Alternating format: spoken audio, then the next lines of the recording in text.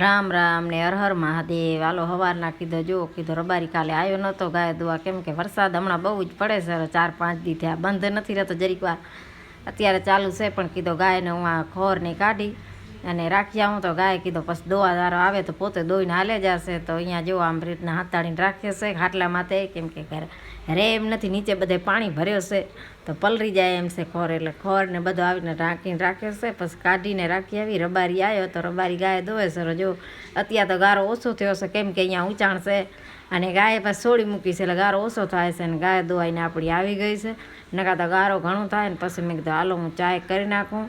ચાય કરી નાખીને દેણું થઈ રહ્યો હતો તો પાયલને કીધો કે અત્યારે વરસાદ થોડીક વાર રહી ગયો છે તો લે કીધું તું ઘઉં સાફ કરી નાખ, ઝપાટ ઝપાટ દઈ નાખું.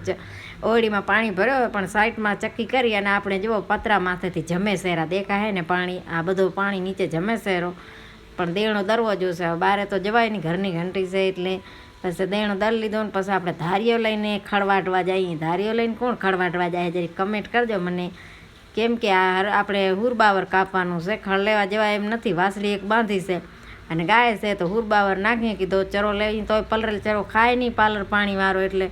અને જેવો રસ્તો ભર્યો પડ્યો છે. પછી મેન ચિરાગ હુરબાવર વાડ લીધા. ચિરાગને કીધું તું હાલ કીધું કાપી દેજી મને, અને આ ખિસકુલીને બચ્ચો મારો પારેલો છે તે આમથી આમ ને આમથી આમ દોડે છે. કીધું હાલ કીધું પેટીમાં આવી જાય, અહીંયા ગરમ ગરમ છે, ફ્રીજ ચોટી જઈશ. તો કે ના. અને પછી છોકરીઓ કંઈક મમ્મી નાસ્તામાં પૌવા કરવા છે કે ભૂખ લાગી છે, કાંઈ હતો નહીં, વરસાદ ચાલુ છે એટલે આપણને ભૂખ ઘણી લાગે એટલે પૌવા બનાવીને પપ્પાને દઈ દીધા.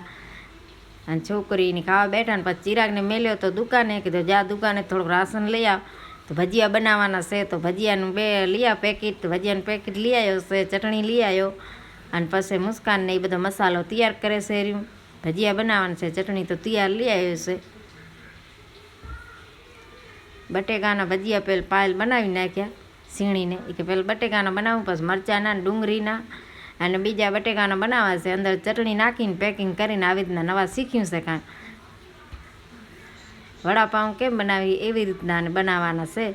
તો ભજીયા ખાઈને પછી કરવાના કજિયા, કેમ કે ઘેણ આવે છે ને એટલે ભજીયા બનાવ્યા છે. કજિયા કરાય, લાઈક શેર ને સબસ્ક્રાઈબ